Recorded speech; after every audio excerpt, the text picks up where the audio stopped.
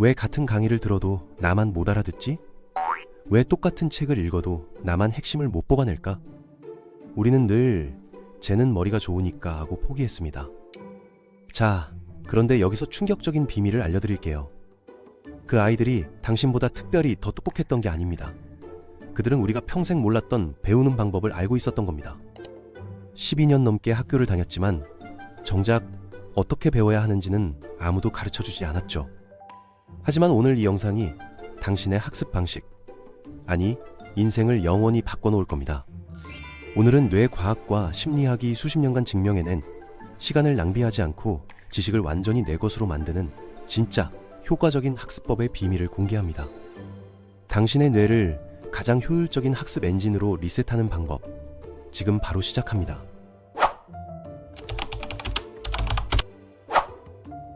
솔직히 말해볼게요. 여러분, 뭔가 배우려고 했던 경험 떠올려 보세요. 영어 회화를 배우겠다고 인강 질렀다가 상강 만에 포기했거나, 코딩 배우겠다고 책 샀다가 첫 챕터에서 멈췄거나, 기타 배우겠다고 중고로 샀다가 방구석 장식품이 됐거나, 이런 경험 한 번쯤은 있잖아요. 왜 그랬을까요? 의지력이 부족해서? 아닙니다. 배우는 방법 자체가 틀렸기 때문입니다. 우리가 학교에서 배운 방식은 암기였습니다. 선생님이 알려주면 받아 적고 시험 전에 외우고 시험 끝나면 까먹는 거죠. 이건 학습이 아닙니다. 진짜 학습은 정보를 이해하고 적용하고 오래 기억하는 겁니다.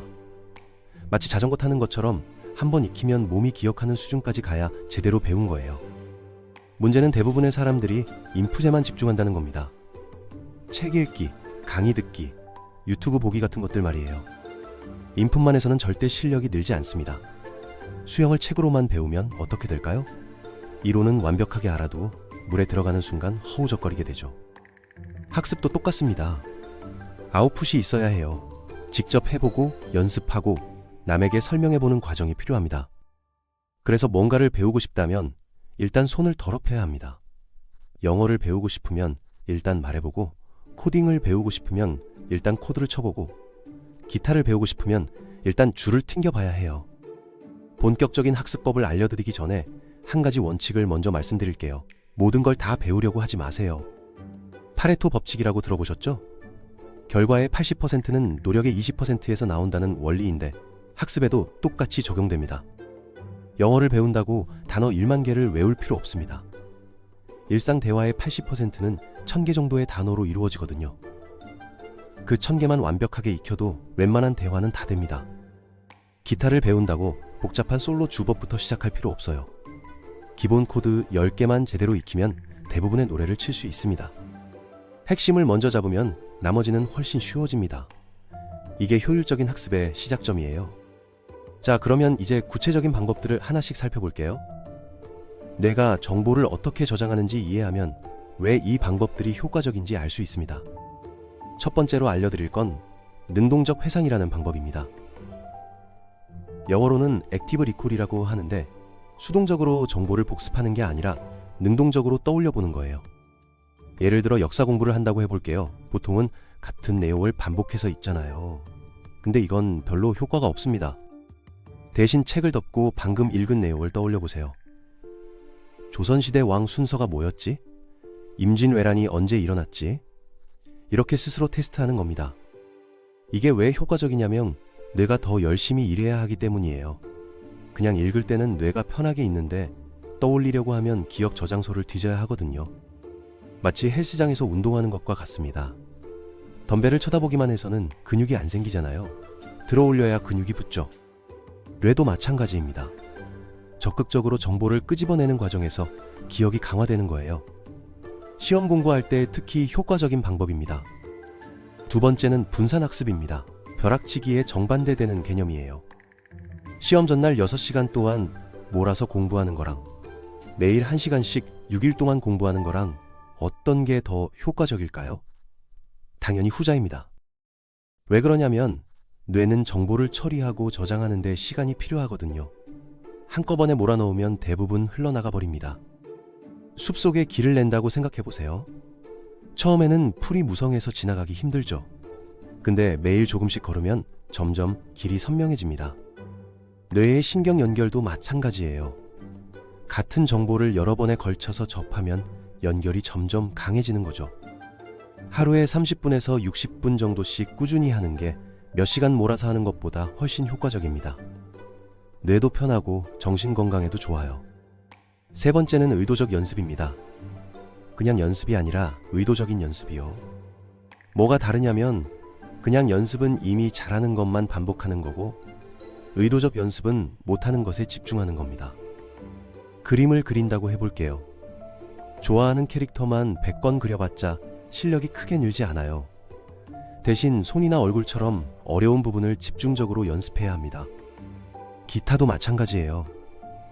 이미 잘 치는 노래만 계속 치면 기분은 좋겠지만 실력은 제자리죠. 손가락이 잘 안 움직이는 코드 전환이나 어려운 리듬 패턴을 집중적으로 연습해야 실력이 늡니다. 불편하고 답답하죠? 근데 성장은 거기서 일어납니다. 편한 걸 반복하는 건 시간 낭비예요. 네 번째는 가르치기입니다. 이거 진짜 효과적인데 아직 완벽하게 모르는 걸 어떻게 가르치냐고 할 수 있잖아요. 그게 포인트입니다. 가르치려면 내 머릿속에 있는 정보를 정리해야 해요. 상대방이 이해할 수 있게 설명하려면 내가 먼저 완벽하게 이해해야 하거든요. 이 과정에서 내가 뭘 알고 뭘 모르는지 명확하게 드러납니다. 구멍이 보이는 거죠. 굳이 사람을 앉혀놓고 강의할 필요는 없어요. 핸드폰 카메라 켜고 유튜브에 올린다고 생각하면서 혼자 설명해 보세요. 수십만 명이 볼 수도 있다고 생각하면 대충 못하잖아요. 제대로 이해하고 설명하려고 노력하게 됩니다. 옛날 말에 뭔가를 진짜 안다는 건 5살짜리한테 설명할 수 있는 수준이라고 했거든요. 그 정도까지 가야 진짜 아는 겁니다. 다섯 번째는 여러 감각을 활용하는 겁니다. 뇌는 다양한 자극을 좋아해요. 영어를 배운다고 할 때 책만 보지 말고 원어민 발음도 듣고 직접 따라 말하고 손으로 써보기도 하세요. 시각, 청각, 운동 감각을 다 동원하면 뇌에 더 강한 연결이 만들어집니다. 집을 짓는다고 생각해 보세요. 벽돌 하나로만 지으면 약하지만 나무, 철근, 콘크리트를 섞으면 튼튼해지잖아요. 학습도 마찬가지예요. 다양한 방식으로 같은 정보를 접하면 기억이 훨씬 오래 갑니다. 요즘 넷플릭스에서 외국 드라마 많이 보잖아요.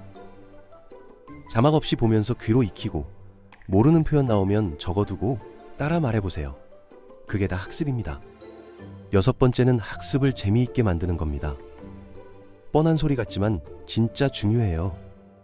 뇌는 도파민을 좋아합니다. 뭔가 성취하면 기분 좋은 화학물질이 나오는데 이게 계속 하고 싶게 만드는 원동력이에요. 그래서 작은 목표를 세우고 달성할 때마다 스스로 보상을 주세요. 오늘 영어 단어 20개 외우면 치킨 시켜 먹는다든지요. 친구랑 같이 공부하면서 경쟁하는 것도 좋고 앱으로 진행 상황 체크하면서 배지 모으는 것도 효과적입니다. 게임처럼 만들면 지루한 학습도 재미있어질 수 있어요. 듀오링고 같은 앱이 인기 있는 이유가 이거거든요. 목표 달성하면 축하 효과음 나오고 연속 학습일 체크해주고 하잖아요. 별거 아닌 것 같아도 뇌는 이런 거에 반응합니다. 일곱 번째는 집중력 관리입니다. 아무리 좋은 방법을 써도 집중 못하면 소용없어요. 공부하다가 카톡 알림 오면 확인하고 유튜브 잠깐 보고 인스타 피드 넘기고 하다 보면 1시간이 훅 가버리잖아요. 멀티태스킹이 효율적이라고 생각할 수 있는데 사실 뇌는 한 번에 하나밖에 못합니다. 공부하면서 다른 거 하면 둘 다 반쪽짜리가 되는 거예요. 차라리 30분 동안 폰 꺼놓고 집중하는 게 낫습니다. 공부할 때는 폰을 다른 방에 두거나 비행기 모드로 바꾸세요. 유튜브랑 SNS 탭도 다 닫고요. 방해 요소를 물리적으로 차단하는 게 의지력에 의존하는 것보다 훨씬 효과적입니다. 여덟 번째는 수면과 휴식입니다. 이거 무시하는 사람 많은데 진짜 중요해요. 뇌는 자는 동안 낮에 배운 걸 정리하고 저장합니다. 필요 없는 건 버리고 중요한 건 장기 기억으로 옮기는 작업을 수면 중에 하거든요. 밤새워서 공부하면 뇌가 정리할 시간이 없어요. 그래서 벼락치기 한 건 시험 끝나면 다 까먹는 겁니다. 공부하다 막히면 쉬세요. 뇌도 근육이랑 비슷해서 쓰면 피로해집니다. 25분 공부하고 5분 쉬는 뽀모도로 기법이라는 게 있는데 이거 진짜 효과 있어요. 집중과 휴식을 번갈아 하면 오히려 더 오래, 더 효율적으로 공부할 수 있습니다. 마지막으로 마인드셋 이야기를 할게요. 나는 머리가 나빠서라고 생각하면 진짜 그렇게 됩니다. 반대로 아직 못하는 거지 노력하면 될 거야 라고 생각하면 실제로 가능성이 열려요. 이걸 성장 마인드셋이라고 하는데 스탠포드 대학 연구로 증명된 거예요. 실패해도 괜찮습니다. 실패는 아직 못한다는 뜻이지 영원히 못한다는 뜻이 아니에요. 나는 못해를 나는 아직 못해로 바꾸기만 해도 태도가 달라집니다. 이 작은 차이가 결과를 바꿔요. 그리고 과정 자체를 즐기세요. 배움의 목적은 결과만이 아니라 그 과정에서 성장하는 거거든요. 요즘 AI 시대라고 하잖아요. 챗GPT가 다 해주니까 뭘 배워야 하나 싶을 수도 있어요. 근데 AI를 잘 쓰려면 기본 지식이 있어야 합니다. 질문을 잘 해야 좋은 답이 나오거든요. 오히려 학습 능력이 더 중요해진 시대예요. 빠르게 변하는 세상에서 계속 새로운 걸 배워야 하니까요. 정리하면 이렇습니다. 핵심 20%에 집중하고 능동적으로 떠올리고 분산해서 공부하고 못하는 걸 의도적으로 연습하고 남에게 가르쳐보고 여러 감각을 활용하고 재미있게 만들고 집중력을 관리하고 충분히 자고 쉬고 성장 마인드셋을 가지세요. 이 방법들이 특별한 게 아닙니다. 뇌가 작동하는 원리에 맞춘 자연스러운 학습법이에요. 학교에서 안 가르쳐줬을 뿐이지 알면 누구나 할 수 있습니다. 오늘부터 하나씩 적용해보세요. 분명히 달라질 겁니다.